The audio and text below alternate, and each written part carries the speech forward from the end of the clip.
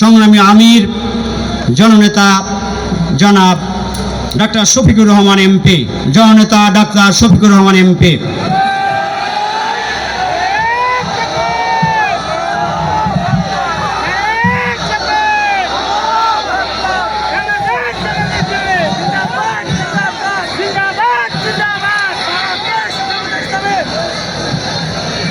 আলহামদুলিল্লাহ রাব্বিল আলামিন ওয়াসসালাতু ওয়াসসালামু আলা রাসূলিহিল কারীম ওয়া আলা আলিহি ওয়া সাহবিহি ওয়া আহলি বাইতি আজমাইন। বাংলাদেশ শ্রমিক কল্যাণ ফেডারেশন কর্তৃক আয়োজিত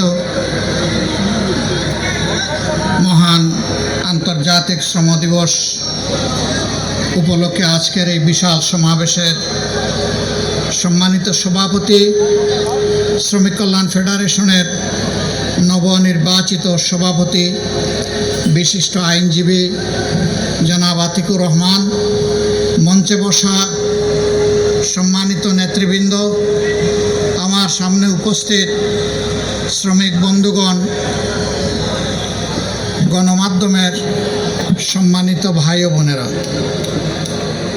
আসসালামু আলাইকুম ওয়া রাহমাতুল্লাহ। আমার বক্তব্যের সূচনায় আমি সেই সমস্ত মহান ব্যক্তিগণের প্রতি গভীর শ্রদ্ধা নিবেদন করছি। রাসূল মকবুল সাল্লাল্লাহু আলাইহি সাল্লামের জামানা থেকে শুরু করে এ পর্যন্ত বিশ্বের বিভিন্ন প্রান্তে যারা শ্রমিকদের ন্যায্য মর্যাদা এবং অধিকার প্রতিষ্ঠার আন্দোলন করে দুনিয়া থেকে বিদায় নিয়েছেন। সম্মানিত ভাই ও বন্ধুগণ, ইতিহাসে এক এক করে 140 বছর বিদায় নিয়েছে। শিকাগোর সেই বেদনাদায়ক ঘটনা। প্রতি বছরই শ্রম দিবস পালিত হয় সারা বিশ্বে। জাতিসংঘ এটাকে আন্তর্জাতিক দিবস হিসাবে স্বীকৃতি দিয়েছে। এই সমস্ত শ্রমিক সমাবেশে বিভিন্ন দেশের সরকারি বিরোধী দল, বিভিন্ন পর্যায়ের রাজনৈতিক নেতৃবৃন্দ হাজির হন, বক্তব্য দেন, আশ্বস্ত করেন যে আমরা আপনাদের জন্য এই করব ওই করব, আপনাদের আর কোনো দুঃখ দুর্দশা থাকবে না। 140 বছরে যদি তাদের দেওয়া প্রত্যেকটা ওয়াদার তারা 10 ভাগের 1 ভাগ করেও পালন করতেন, তাহলে এতদিনে শ্রমিকদের আর কোনো দাবি দেওয়া অবশিষ্ট থাকতো না। 364 দিন এই দাবি সবাই ভুলে যায়, আর 1 মে আসলে এই দাবিতে সবাই দরদি আন্তরিক হয়ে ময়দানে নেমে পড়ে। আমাদের অবস্থাও তার ব্যতিক্রম কিনা আল্লাহ ভালো জানেন। তবে হ্যাঁ, একটা ব্যতিক্রম আছে। আমরা বিশ্বাস করি একটা সমাজে বিভিন্ন শ্রেণী এবং পেশার মানুষ থাকবে, কিন্তু সাধারণত দুনিয়ায় যদি প্রাপ্তবয়স্ক জনসংখ্যা হিসাব করা হয়, তাহলে প্রত্যেকটি সমাজেই অন্যান্য সকল পেশার চাইতে শ্রমিকদের সংখ্যা হবে নিঃসন্দেহে বেশি। এই বৃহত্তর জনগোষ্ঠীর প্রয়োজন এবং মর্যাদাকে উপেক্ষা করে একটা সমাজ কখনো টেকসই হতে পারে না, সত্যিকারের উন্নয়ন আসতে পারে না। দুনিয়ার বিভিন্ন প্রান্তে যারা নিজেদেরকে বামপন্থী বলে দাবি করেন, তারা শ্রমিকদের অধিকার নিয়ে বেশি সংগ্রাম করেন। বাংলাদেশ, তার আগে পাকিস্তান, এইটা তার কোনো ব্যতিক্রম নয়, ধারাবাহিকভাবে চলে আসছে।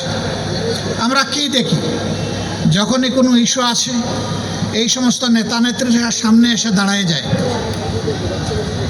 তারপরে এখানে আন্দোলন দানা বেঁধে উঠে, মাঠ গরম হয়, কিছু মানুষের জীবন যায়, কিছু মানুষ আহত হয়, কিছু মানুষের চাকরি যায়, কিন্তু নেতা নেত্রীরা রাতের আধারে তাদের ভাগটা পেয়ে যায়।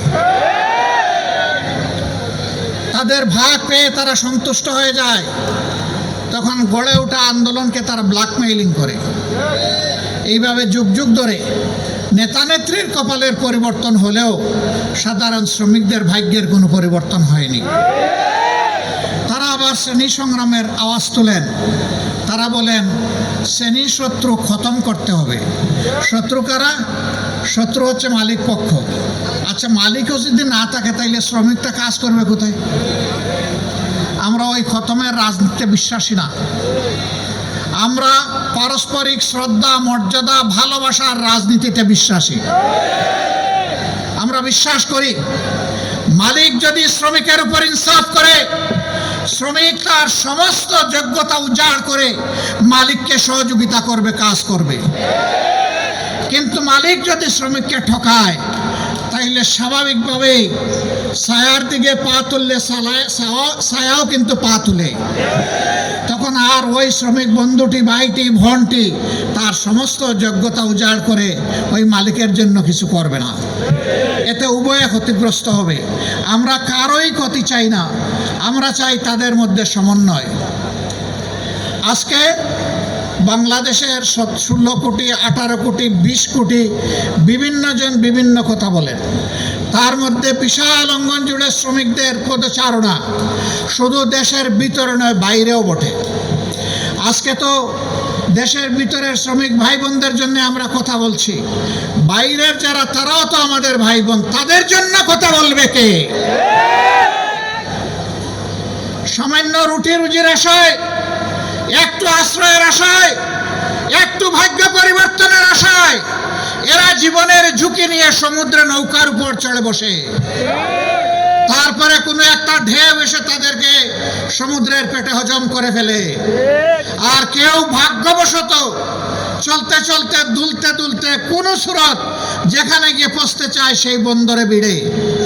ওখানে ভিড়ার পর কারো জায়গা হয় কারাগারে, আর কারো জায়গা হয় বনে জঙ্গলে। তারপরে আস্তে আস্তে আস্তে পথ খুঁজে নেয়। সেই সমস্ত লোকেরা যখন একটু কাজকর্ম করে তখন বিদেশের মাটিতে প্রাসাদ গড়ার চিন্তা করে না। তাদের অর্জিত সমস্ত সম্পদ প্রিয় দেশে আপনজনের জন্য, দেশের জন্য পাঠিয়ে দেয়। হ্যাঁ, বৈধ পথে অনেক শ্রমিক যান, তারা যাওয়ার পথেই দালালদের খপ্পরে পড়েন, সিন্ডিকেটের খপ্পরে পড়েন। যে টাকা দিয়ে পাশের দেশের দেশসমূহের লোকেরা যায় তার চাইতে 3 গুণ 4 গুণ ওই দালালদেরকে দিয়ে তাদেরকে বিদেশে যেতে হয়। তখন তারা সেই টাকাটাও পুষাতে পারে না, তাদেরকে মানবতার জীবনযাপন করতে হয়। 2-4টা দেশে যাওয়ার সুযোগ হয়েছে, দেখার সুযোগ হয়েছে। তারা 3টা শিফটে একটা সিট ভাগাভাগি করে ঘুমায়। সেই সিটের প্রস্থ হচ্ছে 2.5 হাত। একজন ঘুমাইলে ওখানে আরেকজন ঘুমাতে পারবে না। একজনের ঘুম না ভাগলে আরেকজনকে অপেক্ষা করতে হবে দাঁড়িয়ে দাঁড়িয়ে। তাদের মুখের গ্রাস তারা স্যাক্রিফাইস করে দেশে টাকা পাঠায়। আমরা খুব সুন্দর করে বলি তারা রেমিটেন্স যোদ্ধা, কিন্তু এই যোদ্ধাদেরকে আমরা মর্যাদা দেই না। তারা যখন পাসপোর্ট রিনিউ করতে যায় ঘাটে ঘাটে দালালের খপ্পরে পড়ে বিড়ম্বিত হয়ে তারা কষ্ট পায়।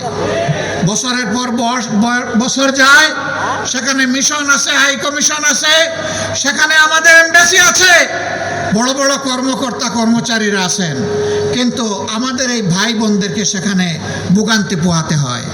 তারা কেউ যখন চাকরি হারায়, যদি সঙ্গত কারণে হারায় বলার কিছু নেই, কিন্তু অনেকে অসঙ্গতভাবেও হারায়, তাদের পাশে দাঁড়ানোর কাউকে খুঁজে পাওয়া যায় না। আমরা এই পরিস্থিতি আর দেখতে চাই না। আমরা দেখতে চাই যেমন করে তাদেরকে রেমিটেন্স যোদ্ধা বলা হয়েছে তেমন করে যেন তাদের মর্যাদাটাও তাদেরকে দেওয়া হয়। তাদের প্রয়োজনে দেশ এবং সরকার যেন তাদের পাশে দাঁড়ায়।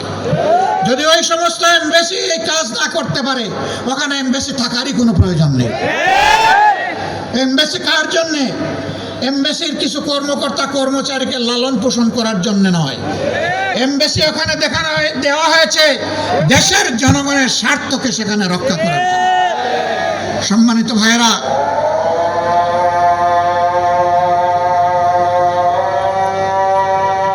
নামাজ কি 5টায় নাকি? আধা ঘন্টা আগে।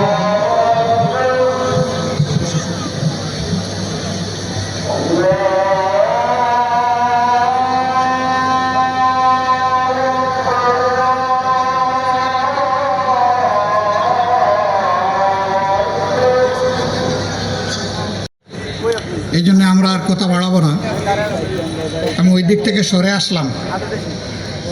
বাংলাদেশের সংসদীয় রাজনীতির সংসদ হবে সব কিছুর কেন্দ্রবিন্দু। আমরা গতকাল আপনাদের পক্ষে কথা বলেছি, আমরা ওখানে গালবল্ক পড়তে যাইনি, আমরা ওখানে ইতিহাসের মাস্টার কিংবা ছাত্র হতেও যাইনি। আমরা ওখানে গিয়েছি এদেশের দুঃখী মানুষের জন্য কথা বলতে। আপনারা দোয়া করবেন যতদিন সংসদের ভিতরে থাকবো, ভিতরেও যেন আপনাদের জন্য লড়াই করে যেতে পারি, আর বাইরের লড়াইও চলবে ইনশাআল্লাহ। শ্রমিক অঙ্গনের ন্যায্যতা এবং মর্যাদা যতদিন প্রতিষ্ঠিত না হবে ততদিন আমাদের লড়াই অব্যাহত থাকবে ইনশাআল্লাহ। আল্লাহ তাআলা আপনাদেরকে ভালো রাখুন। এদেশে মালিক এবং শ্রমিকের পারস্পরিক সৌহার্দ্যপূর্ণ একটা বোঝাপড়ার জায়গা তৈরি হোক, যাতে উভয়েই লাভবান হয়। আমরা সেই দেশটি গড়তে চাই, সেই বাংলাদেশটি, নূতন বাংলাদেশটি আমরা দেখতে চাই, যেই বাংলাদেশ ন্যায়, ইনসাফ এবং মানবতার উপর দাঁড়িয়ে মাথা উঁচু করে আওয়াজ দেবে, আমরা এক নূতন বাংলাদেশ। সবাইকে অসংখ্য শুকরিয়া, ধন্যবাদ। আসসালামু আলাইকুম রহমতুল্লাহ।